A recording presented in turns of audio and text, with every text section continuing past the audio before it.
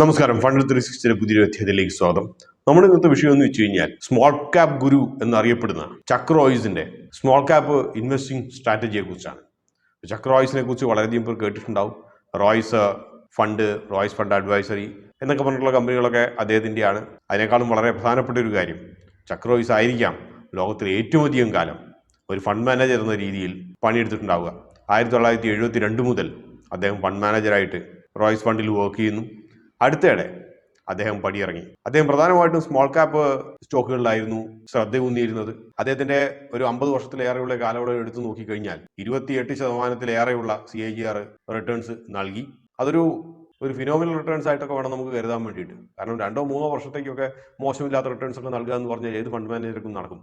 ഉദാഹരണമായിട്ട് ഇപ്പോൾ കോവിഡ് കാലം മുതൽ ഇങ്ങോട്ടുള്ള ഒരു 3-4 വർഷങ്ങൾ മോശമില്ലാത്ത റിട്ടേൺസ് നൽകാൻ വേണ്ടിയിട്ട് നമ്മുടെ എല്ലാ മ്യൂച്വൽ ഫണ്ടുകൾക്കും കഴിഞ്ഞു. പക്ഷെ അത് ആ ഒരു ഫണ്ട് മാനേജേഴ്സിന്റെ വലിയൊരു കഴിവായിട്ടൊന്നും എടുക്കേണ്ട ഒരു കാര്യമില്ല.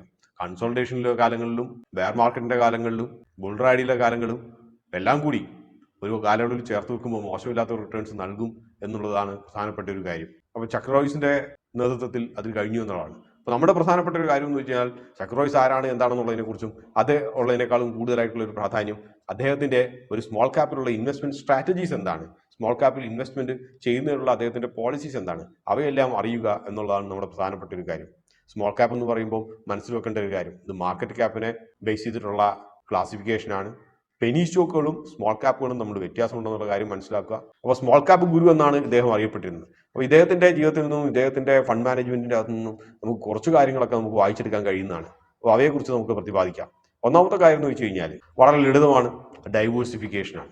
അതായത് ഡൈവേഴ്സിഫിക്കേഷൻ എന്ന് പറഞ്ഞാൽ വൈവിധ്യവൽക്കരണമാണ്. അതായത് സ്മോൾ ക്യാപ് സ്റ്റോക്കുകൾ എടുക്കുമ്പോൾ അദ്ദേഹം ഒരൊറ്റ സെക്ടറിലോ അല്ലെങ്കിൽ ഒരേ തരത്തിലുള്ള ഒരു ബിസിനസ് തീമുള്ള കമ്പനികളിലോ ഒതുങ്ങി നിന്നിട്ടില്ല. ഒരു ലാർജ് ക്യാപ്പ് ഫണ്ടിന്റെ അകത്ത് ഇൻവെസ്റ്റ് ചെയ്യുന്നതിനേക്കാൾ കൂടുതൽ കമ്പനികളുടെ എണ്ണം പോർട്ട്ഫോളിയോയിൽ കാത്തു സൂക്ഷിച്ചു എന്നുള്ളതാണ്. ഇക്കാര്യം നമ്മളും സ്മോൾ ക്യാപ്പ് കമ്പനികളാണ് കൂടുതലായിട്ടുള്ളതെങ്കിൽ ഇക്കാര്യം നമ്മളും മനസ്സിൽ വെച്ചേക്കുക. കാരണം ഒരു ഹൈ റിസ്ക് എലമെന്റ്സുമായിട്ടാണ് നമ്മൾ കൈകാര്യം ചെയ്യുന്നത്. അപ്പം അതുകൊണ്ട് 2-3 കമ്പനികൾ നമുക്ക് മോശമില്ലാത്ത രീതിയിലുള്ള ഒരു നെഗറ്റീവ് റിട്ടേൺസ് തന്നാലും മറ്റുള്ളവ അതിന് ഓവർകം ചെയ്യാൻ വേണ്ടിയിട്ട് പ്രാപ്തിയുള്ളതായിരിക്കണം. അങ്ങനെ വേണമെങ്കിൽ ഒരു ഡൈവേഴ്സിഫിക്കേഷൻ കൊണ്ട് മാത്രമേ സാധ്യമാകൂ. രണ്ടാമത്തെ കാര്യം എന്ന് പറയുന്നത് നമ്മുടെ സ്മോൾ ക്യാപ്പ് കമ്പനികളെ അനലൈസ് ചെയ്യുന്നതിനെ കുറിച്ചാണ്. ഒരു കമ്പനിയിൽ നിക്ഷേപിക്കുന്നതിന് മുമ്പ് അവയെ അനലൈസ് ചെയ്യുന്നത് വെറും നമ്പേഴ്സോ കമ്പനി തരുന്ന കുറച്ച് ഡേറ്റയോ മാത്രം അനലൈസ് ചെയ്തിട്ട് സ്മോൾ ക്യാപ്പ് കമ്പനികളിൽ നിക്ഷേപിക്കാൻ പോയി കഴിഞ്ഞാൽ പലപ്പോഴും കൈകൊള്ളും എന്നുള്ള കാര്യമാണ് അദ്ദേഹം പറയുന്നത്. എന്തുകൊണ്ടാണെന്ന് വെച്ച് കഴിഞ്ഞാൽ കമ്പനികൾ പലപ്പോഴും പുറത്തേക്ക് വന്നിട്ട് പറയുന്നത് നമ്മുടെ കമ്പനികളുടെ ഗുണങ്ങളെക്കുറിച്ചും അതേപോലെ കമ്പനി എന്ത് ചെയ്യാൻ പോകുന്നു എന്നുള്ളതിനെക്കുറിച്ചുമാണ്. പക്ഷേ അതേസമയം കമ്പനികൾ ഇതിന്റെ അപ്പുറം മറ്റൊരു കാര്യമുണ്ട്. കമ്പനി പറയുന്ന കാര്യങ്ങൾ ചെയ്യാൻ കമ്പനിക്ക് പ്രാപ്തി ഉണ്ടോ, അല്ലെങ്കിൽ അതിനുള്ള പ്ലാനുകൾ എന്താണ് എന്ന് വ്യക്തമായി കമ്പനി പറയുന്നുണ്ടോ ഇല്ലയോ എന്നുള്ളതാണ്. ഉദാഹരണമായിട്ട് ഒരു കമ്പനി പറയാണ്, നമ്മൾ ശ്രീലങ്കയിൽ പോയിട്ട് 10 ബില്യൺ ഇൻവെസ്റ്റ് ചെയ്തിട്ട് ഒരു ഫാക്ടറി തുറക്കും. പക്ഷെ കമ്പനിയുടെ മൊത്തം ആസ്തികൾ എല്ലാം കൂടി എടുത്തു വെച്ച് കഴിഞ്ഞാൽ 1.5 കോടി രൂപയേ ഉള്ളൂ.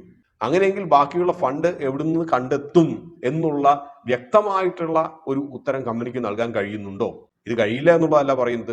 കാരണം ഫണ്ട് ചെയ്യാൻ വേറെ ഏതെങ്കിലും കൺസോർഷ്യോ എന്തെങ്കിലുമൊക്കെ ഉണ്ടെങ്കിൽ നടക്കുന്ന ഒരു കാര്യമാണ്. പക്ഷേ കമ്പനി ഇങ്ങനത്തെ ഒരു പ്ലാൻ മുമ്പോട്ട് വെക്കുമ്പോൾ അതിന് വ്യക്തമായിട്ടുള്ള ഒരു ബാക്കപ്പ് അല്ലെങ്കിൽ അതിന് വ്യക്തമായിട്ടുള്ള ന്യായീകരണം നൽകാൻ കഴിയുന്നുണ്ടോ എന്നുള്ളതാണ്. അപ്പോൾ നമ്മൾ കമ്പനി അനാലിസിസ് ചെയ്യുമ്പോൾ ഇക്കാര്യങ്ങൾ വ്യക്തമായി ശ്രദ്ധിക്കണം എന്നുള്ളതാണ് റോയ്സ് പറയുന്നത്.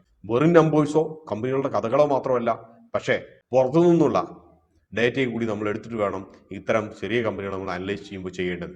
മറ്റൊരു കാര്യം കമ്പനികളുടെ ക്വാളിറ്റിയെ കുറിച്ചാണ്, അവരുടെ ഗുണനിലവാരത്തെ കുറിച്ചാണ്.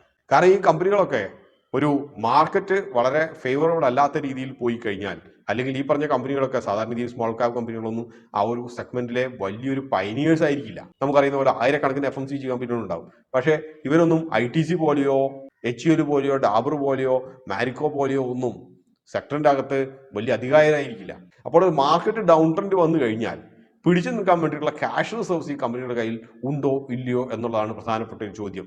കാരണം കൺസംഷൻ കുറയുമ്പോൾ പലപ്പോഴും പല കമ്പനികളും ചെയ്യാറുള്ളത് വില കുറച്ച് സാധനം വിൽക്കുക എന്നുള്ളതാണ്. അപ്പോൾ വില കുറച്ച് വിൽക്കാനുള്ള പ്രാപ്തി, അതിനുള്ള ഒരു ക്യാഷ് റിസർവ്സ് ഈ കമ്പനികളുടെ അടുത്ത് ഉണ്ടോ എന്നുള്ള ഒരു ചോദ്യം പ്രധാനമായിട്ടും നിലനിൽക്കും. കാരണം വമ്പൻ കമ്പനികളെ സംബന്ധിച്ച്, വലിയ കമ്പനികളെ സംബന്ധിച്ച് വില കുറച്ചോ മാർജിൻ കുറച്ചോ വിൽക്കുക എന്ന് പറയുന്നത് വലിയൊരു കാര്യമല്ല. പക്ഷെ കുഞ്ഞു കമ്പനികളെ സംബന്ധിച്ച് അതുപോലെ ചെയ്തു കഴിഞ്ഞാൽ പലപ്പോഴും കമ്പനി കടം കയറി മുടിഞ്ഞു പോകും. അപ്പോൾ ക്യാഷ് റിസോഴ്സ് വലിയൊരു ചോദ്യമാണ്. ഇതേപോലെ ക്യാഷ് റിസോഴ്സ് ഉള്ള സ്മോൾ ക്യാപ്പ് കമ്പനികൾ, പ്രത്യേകിച്ച് മാർക്കറ്റ് അത്ര ഫേവറബിൾ അല്ല എന്ന് തോന്നുന്നുണ്ടെങ്കിൽ അത്തരത്തിലുള്ള കമ്പനികളെ മാത്രമേ നോക്കി വെക്കാവൂ എന്നാണ് അദ്ദേഹം പറയുന്നത്. മറ്റൊരു പ്രധാനപ്പെട്ട കാര്യം എന്ന് വെച്ച് കഴിഞ്ഞാൽ ഇവയുടെ ഒരു ദീർഘകാലത്തേക്കുള്ള ഒരു പ്രോസ്പെക്റ്റീവ്, ദീർഘകാലത്തേക്കുള്ള ഒരു സ്കോപ്പ് അവ നോക്കേണ്ടത് വളരെ ആവശ്യമാണ്. ഇത് നോക്കുന്നതിൻ്റെ അകത്ത് പ്രധാനപ്പെട്ട കാര്യം എന്ന് വെച്ച് കഴിഞ്ഞാൽ സെക്ടർ അനാലിസിസ് ആണ് നടത്തേണ്ടത്. ഈ ഒരു പ്രത്യേക സെക്ടർ അത് ദീർഘകാലത്തേക്ക് എങ്ങനെ പെർഫോം ചെയ്യും എന്നുള്ളതിനെ കുറിച്ചാണ് നമ്മൾ ആദ്യം അനലൈസ് ചെയ്യേണ്ടത്. അതായത് ഒരു ബോട്ടം അപ്പ് അപ്രോച്ച് വേണം. അപ്പം ആ ഒരു സെക്ടർ നന്നായിട്ട് പെർഫോം ചെയ്യുമോ? ഉദാഹരണമായിട്ട് പറയുകയാണെങ്കിൽ ഇപ്പോൾ ഡിഫൻസ് സെക്ടർ ഗവൺമെന്റ് വളരെ പോസിറ്റീവാണ്. ഗവൺമെന്റ് ഫണ്ട് ഇൻഫ്യൂസ് ചെയ്യുന്നുണ്ട്. ഗവൺമെന്റ് മേക്ക് ഇൻ ഇന്ത്യ എന്ന് പറയുന്നുണ്ട്. ഗവൺമെന്റ് 40% ഇന്ത്യൻ ഡിഫൻസ് കമ്പനികളിൽ നിന്നും പ്രൊക്യൂർമെന്റ് നടത്തണമെന്ന് പറയുന്നു. അപ്പം അതിന്റെ അർത്ഥം അടുത്തൊരു കുറച്ച് വർഷങ്ങളിലേക്ക് ഈ ഒരു സെക്ടർ വളരെ പോസിറ്റീവ് ആണെന്നാണ്. അങ്ങനെയെങ്കിൽ ഈ ഒരു മേഖലയിൽ ഈ ഒരു സെക്ടറിലുള്ള കുഞ്ഞ് സ്മോൾ ക്യാപ്പ് കമ്പനികൾ ഏവയാണെന്ന് നോക്കുക, അവയെടുത്തിട്ട് അതിൻ്റെ അകത്ത് അനലൈസ് ചെയ്യാൻ നോക്കുക. അപ്പോൾ സെക്ടർ ലോങ് ടേമിലേക്ക് പ്രോസ്പെക്റ്റീവ് ആയിരിക്കണം. അതിലുള്ള സ്മോൾ ക്യാപ്പ് കമ്പനികൾ എടുത്തു കഴിഞ്ഞാൽ അവയുടെ വളർച്ച ഈ ഒരു സെക്ടറിന്റെ അകത്തുള്ള ലാർജ് ക്യാപ്പ് കമ്പനികളെക്കാളും വളരെ കൂടുതലായിരിക്കും എന്നാണ് അദ്ദേഹം പറയുന്നത്. മറ്റൊരു പ്രധാനപ്പെട്ട കാര്യം പറയുന്നത് വെച്ച് കഴിഞ്ഞാൽ സ്മോൾ ക്യാപ്പ് കമ്പനികളെ സംബന്ധിച്ച് നമ്മൾ ആകെ വിശ്വസിക്കേണ്ട കാര്യം ക്യാഷ് ഫ്ലോ ആണ്. വളരെ ശക്തമായിട്ടുള്ള ഒരു ക്യാഷ് ഫ്ലോ ഉള്ള കമ്പനികൾ, അത് കഴിഞ്ഞ് മിനിമം 5 വർഷങ്ങളായിട്ടുള്ള കമ്പനി, അവയെ നമ്മൾ കാര്യമായിട്ട് അവിശ്വസിക്കേണ്ട ആവശ്യമില്ല. അത്തരത്തിലുള്ള മിക്ക സ്മോൾ ക്യാപ്പ് കമ്പനികളും മോശമില്ലാത്ത റിട്ടേൺസ് കുറച്ചു കാലങ്ങൾക്കുള്ളിൽ തന്നെ നൽകാൻ സാധ്യതയുണ്ട്. അതാണ് അദ്ദേഹത്തിന്റെ ഒരു ഫിലോസഫി. അവസാനമായിട്ട് പറയുന്നത് ഡിസിപ്ലിനെ കുറിച്ചാണ്. ഡിസിപ്ലിൻ എന്ന് പറയുമ്പോൾ ഇപ്പറഞ്ഞ കാര്യങ്ങളെല്ലാം അനലൈസ് ചെയ്തതിനു ശേഷം നമ്മൾ കമ്പനികളെ തിരഞ്ഞെടുക്കുന്നുണ്ടെങ്കിൽ കൂടിയും ഈ കമ്പനികളൊക്കെ ഒരു ഫ്രീക്വന്റ് ഇന്റർവെല്ലിൽ നമ്മൾ ആഴ്ചയിലാകട്ടെ, മാസത്തിലാകട്ടെ, ക്വാർട്ടർലി ആകട്ടെ നമ്മൾ അവയെ റിസർച്ച് ചെയ്തുകൊണ്ടേയിരിക്കണം. കാരണം സ്മോൾ ക്യാപ്പ് കമ്പനികളുള്ള മാറ്റങ്ങൾ വളരെ ദ്രുതഗതിയിലായിരിക്കും. വില പെട്ടെന്ന് കൂടുന്നത് പോലെ തന്നെ അവയിലുള്ള മാറ്റങ്ങളും നല്ലതും ചീത്തയും എല്ലാം ദ്രുതഗതിയിലായിരിക്കും. അപ്പൊ അതുകൊണ്ട് അവയെ ഫ്രീക്വന്റ് ആയിട്ട് മോണിറ്റർ ചെയ്യുക എന്നുള്ള ഒരു പ്രധാനപ്പെട്ട ഉത്തരവാദിത്വം കൂടി നമ്മൾ ഏറ്റെടുക്കേണ്ട ആവശ്യമുണ്ട്. അപ്പൊ ഈ പറഞ്ഞ എല്ലാ മാർഗനിർദ്ദേശങ്ങളും പാലിക്കുകയാണെങ്കിൽ സ്മോൾ ക്യാപ്പ് കമ്പനികളിലെ നിക്ഷേപങ്ങൾ ഒരു പരിധിവരെ നമുക്ക് നല്ല നേട്ടങ്ങൾ തന്നേക്കാം. അപ്പൊ ഇതോടുകൂടി ഈ ഒരു അധ്യായം ഇവിടെ പൂർണ്ണമാവുകയാണ്. മറ്റൊരു അധ്യായത്തിൽ നിന്ന് കാണാം. അതുവരെ നന്ദി, നമസ്കാരം.